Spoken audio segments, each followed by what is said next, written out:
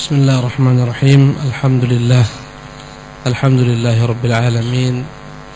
Wa sallallahu wa sallama wa baraka ala abdihi wa rasulihi Muhammadin wa ala alihi wa sahbihi ajma'in. Amma ba'du.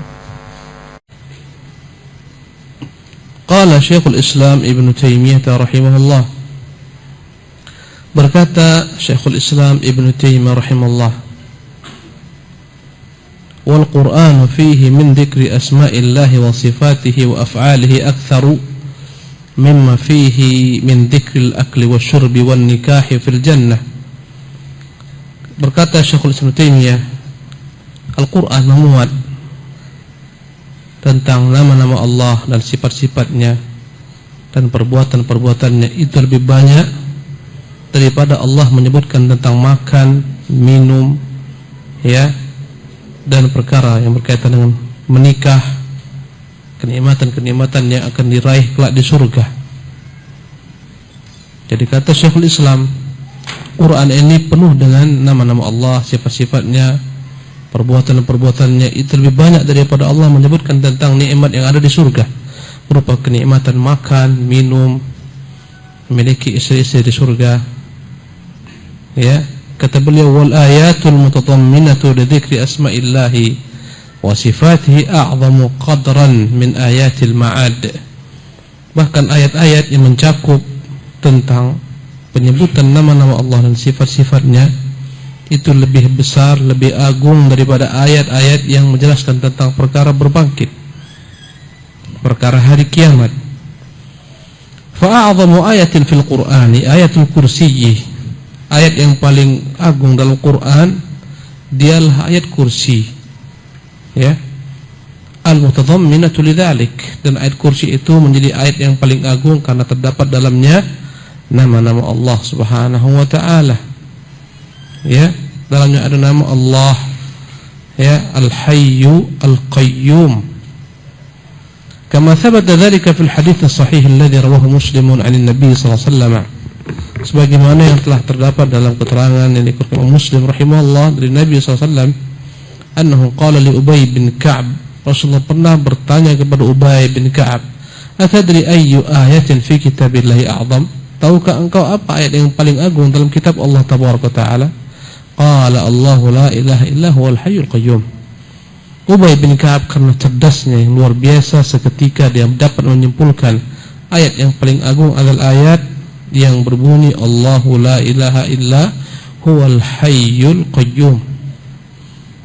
Fadaraba biyadihi fi sadrihi wa qala liyahnakal ilmu abal mundir. Maka Rasulullah menepuk dadanya dan berkata, sesungguhnya semoga engkau benar-benar ditambahkan bagimu ilmu, hai Abul Mundir. Selamatlah engkau Abul Mundir dengan ilmumu. Wa afdalu suratin ummul Qur'an, dan seutama-utama surat adalah ummul Qur'an atau yang kita sebut dengan nama Fatihah.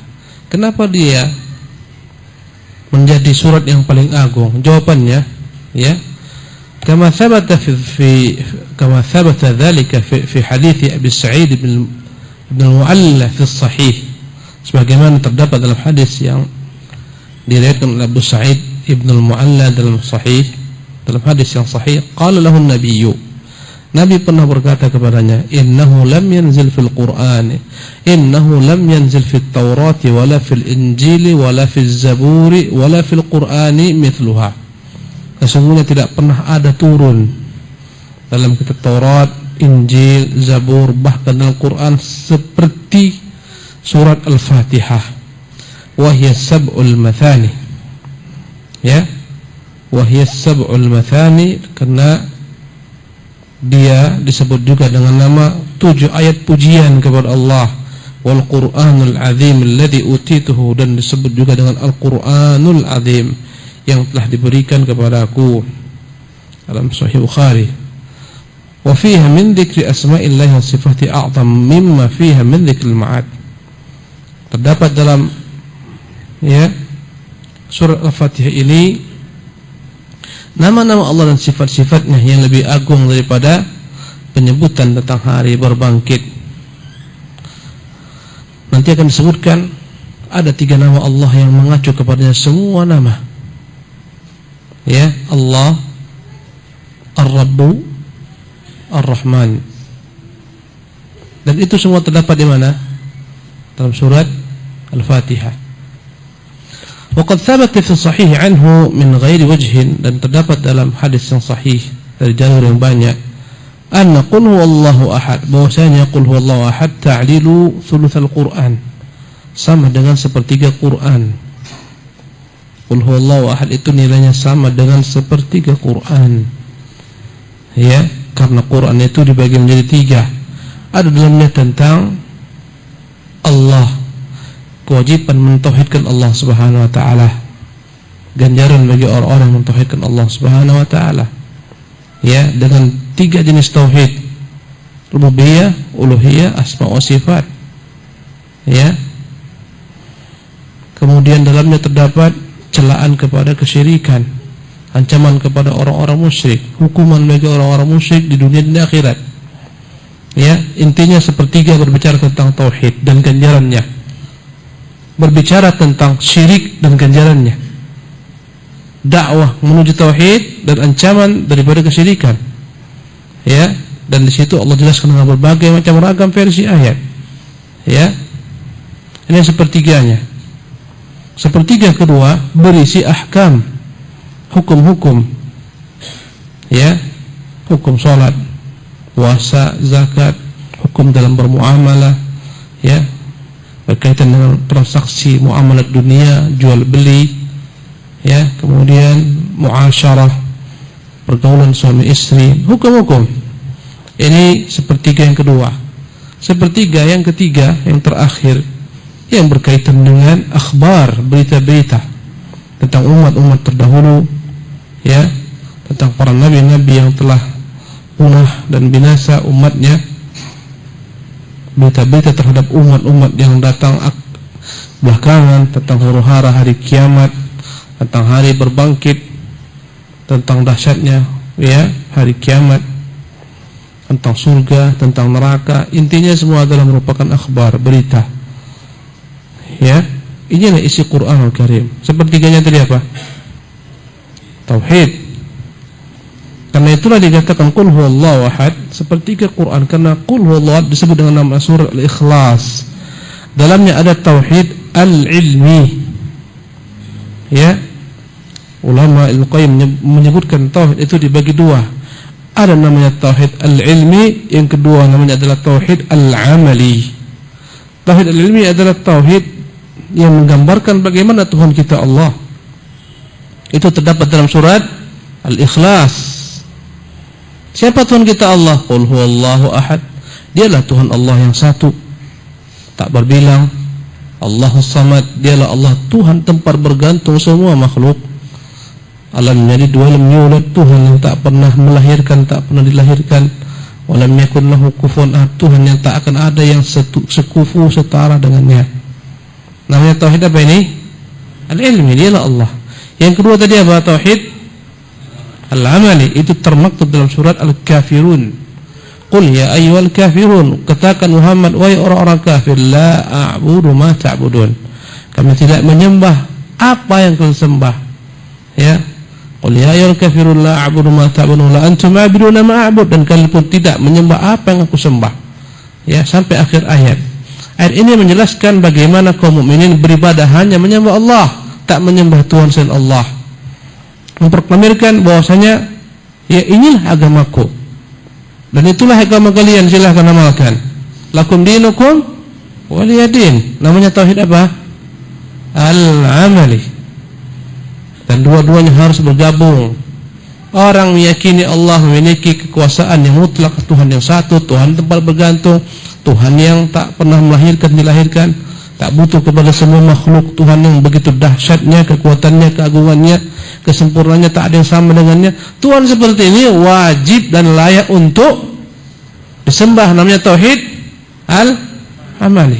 Kalau sekedar tahu saja, aku tahu Allah Maha Kuasa, Allah tak beranak, tapi tak pernah dia kerjakan konsekuensi amal. Tak pernah menyembah Allah, tak sholat, tak puasa, tak zakat. Ini nonsen, ini omong kosong belaka ini. Ini omdoh ini, apa omdoh? Ngomong doang. Harus bergabung dua tauhid ini. Baik, jadi ikhwatul kiram, disebutlah surat Ikhlas dengan thuluthu Al-Quran, sepertiga Quran.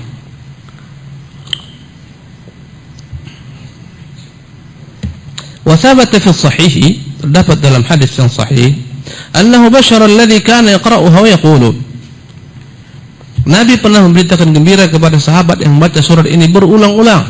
Setiap kali dia menjadi imam, dia baca surat Al-Ikhlas, Qul huwallahu ahad, sehingga sahabat-sahabat lain merasa aneh.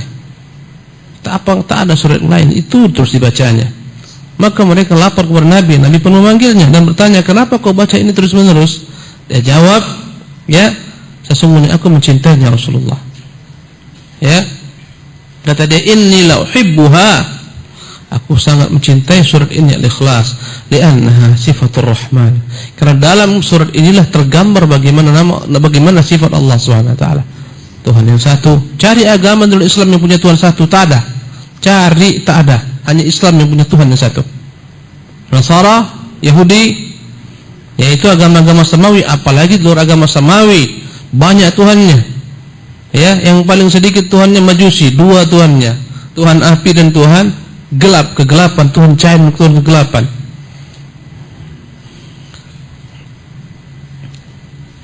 Bi'anna Allah yuhibbuhu, maka Nabi jelaskan bahwa Allah mencintai laki-laki ini karena dia mencintai surat ini, karena dalamnya terdapat gambaran, ya, sifat Allah. Fabayyana anna Allah yuhibbu man yuhibbu dzikra sifatihi subhanahu. Maka Nabi menjelaskan Allah itu menyukai orang-orang yang menyukai, ya, mengingat sifat-sifat Allah Subhanahu wa taala. Wa hadza babun wasi', dan ini adalah bab yang begitu luas. Wa kullu hadza wadihud dilala ala ahammiyati hadzal ilmi syarif. Semua yang disebutkan sebelumnya menunjukkan begitu pentingnya kita mengetahui ilmu yang begitu mulia ini. Ilmu mengenai nama-nama Allah. Ya. Wa idhamu sya'nihi wa kathratu khairatihi wa awaidihi. Alangkah besar kedudukannya, alangkah banyak kebaikannya, alangkah banyak faidah-faidah terpulang kepadanya. Wa annahu aslu min usulil iman.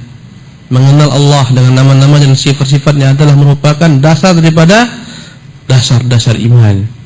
Wa ruknun min arkanid din, tiang daripada tiang-tiang agama. Wa asasun min ususi millatil Islam. Dan dia adalah merupakan pilar daripada sekian pilar-pilar agama Islam. Alaihi tubna maqamatud din rafi'ah wa manazilul aliyah. Di atas pemahaman tentang nama-nama Allah inilah dan sifat-sifatnya dibangun, ya, bangunan agama ini, ya, dan kedudukan agama ini yang begitu tinggi. Wa kaifa yastaqimu amrul bashariyati wa tasluhu halun nas biduni ma'rifatihim bi fatirihim wa bari'ihim wa khaliqihim wa raziqihim.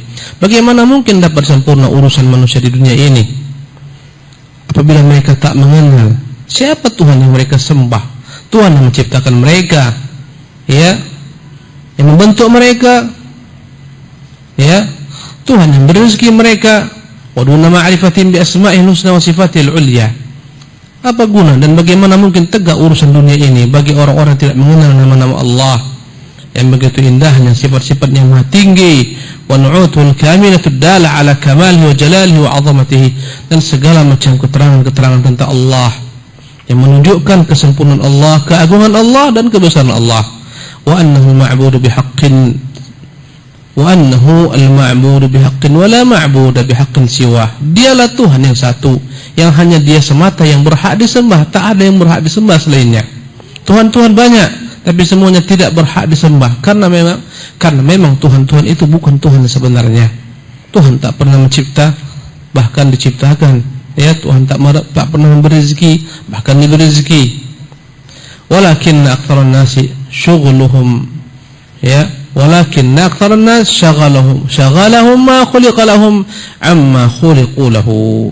Tapi kebanyakan manusia disibukkan dengan sesuatu perkara yang telah Allah SWT terciptakan untuk mereka, ya, berupa rezeki. Itu telah Allah siapkan untuk kita semua. Kita menyibukkan diri dengan sesuatu yang telah Allah SWT pastikan akan ada selama nyawa kita masih ada. Sibuklah kita cari rezeki. Bukan untuk itu kita diciptakan. Allah Subhanahu wa taala telah siapkan segala macam gudang-gudang daripada rezeki yang ada di perut bumi, yang ada di langit untuk kita. Walakinna aktsarun nas syaghalahum ma khuliqa lahum amma khuliqu lahu. Kebanyakan manusia mereka disibukkan dengan sesuatu yang telah Allah SWT tentukan bagi mereka, membuat mereka lalai untuk apa mereka sebenarnya diciptakan. Kita diciptakan untuk apa? Beribadah, menyembah Allah SWT, bukan untuk kerja di PT. Bukan untuk jadi manajer kita diciptakan, bukan untuk menjadi presiden, menteri. Kita diperintahkan, Allah diciptakan untuk menyembah kepadanya. Apapun profesi kita, semuanya harus diupayakan menjadi sarana mendekatkan diri kita kepada Allah, bukan membuat kita semakin jauh. Sibuknya bekerja, akhirnya lupa sholat, lupa ngaji, dan seterusnya. Waqad hadzara Allahu ibadahu min dzalika biqaulihi. Allah telah ingatkan hamba-hambanya dalam firman-Nya, ya ayyuhalladzina amanu, wahai orang-orang beriman, la tulhikum amwalukum wala auladukum an dzikrillah. Wahai orang-orang beriman, jangan sampai kalian itu dilalaikan dengan harta-harta kalian, dengan anak-anak kalian daripada zikir mengingat Allah tabaraka taala. Ya. Dan kita wallahi tenggelam malah dalam dunia kita, mengurusi anak dan istri kita. Saya tidak katakan jangan urus anak istri, tidak. Tapi itulah kebanyakan daripada hari-hari dan hari-hari kita, waktu-waktu kita dan seterusnya. Sehingga akhirnya kita lalai untuk mengingat Allah Subhanahu wa taala. Ibadah yang begitu gampangnya, ibadah yang tak apalah kita berkeringat, letih, capek, karena ibadah zikir hanyalah gerakan lidah dan amalan hati. Subhanallah, yang begitu dahsyatnya ganjaran pahalanya tak terhingga, tak ternilai, begitu beratnya timbangannya. Subhanallah bihamdi subhanal azim, dua kalimat yang begitu gampang diucapkan, ringan di lidah, berat di timbangan, dicintai Allah.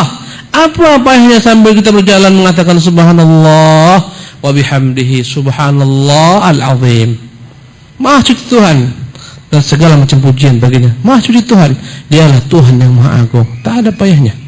Subhanallah, tapi kita lalai dari zikrullah, dari salat dan seterusnya. Sebagian orang zikrullah hanyalah zikir lisan, tak salat dia. A'udzubillahi min dzalik. Ada kelompok-kelompok yang nyempal, setiap malam mereka kumpul dengan kelompoknya berzikir kepada Allah, tapi tak salat. Aduh, bahaya. Subhanallah. Kata mereka, salat itu kan tujuannya untuk berzikir. Allah berkata pakai dalil, wa aqimis salata li dzikri, tegakkanlah salat untuk mengingatku. Inti daripada salat zikir, dan kita berzikir sudah selesai, tidak perlu lagi salat. Kan tujuannya zikir, kita berzikir.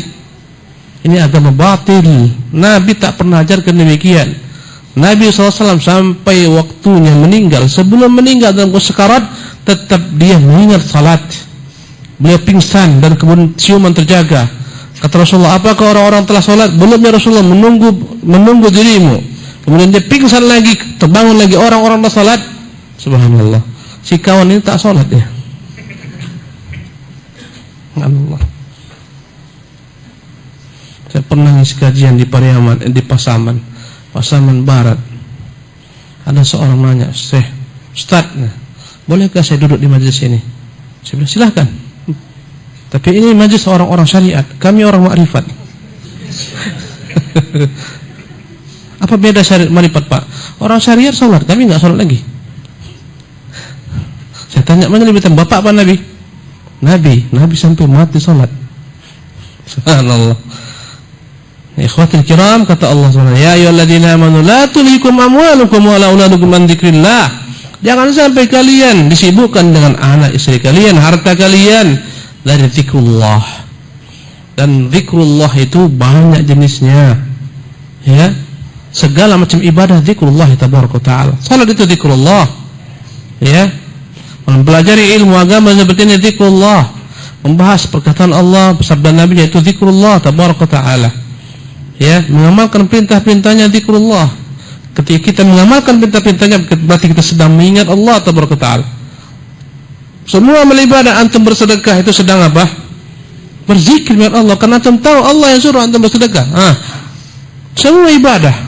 Ketika antum menjauhi segala macam perkara yang Allah haramkan, mau zina, a'udzubillah min dzalik, itu apa? Zikrullah. Subhanallah. Mau korupsi, astagfirullah, itu zikrullah. Ya. Wa man yaf'al dzalika fa ulaika humul khasirun. Barang siapa yang mengamalkan hal itu, yaitu yang terlalaikan dengan dunianya, hartanya, anaknya, istrinya, keluarganya, kerabatnya, kerjaannya, mereka itulah orang-orang yang merugi, bukan orang beruntung. Subhanallah, bukan orang beruntung yang kerjanya OT tiap hari sampai sakit kuning, sholatnya entah cuma mana, ya kadang-kadang zuhur dikerjakan mau masuk maghrib, asar maksudnya. Subhanallah.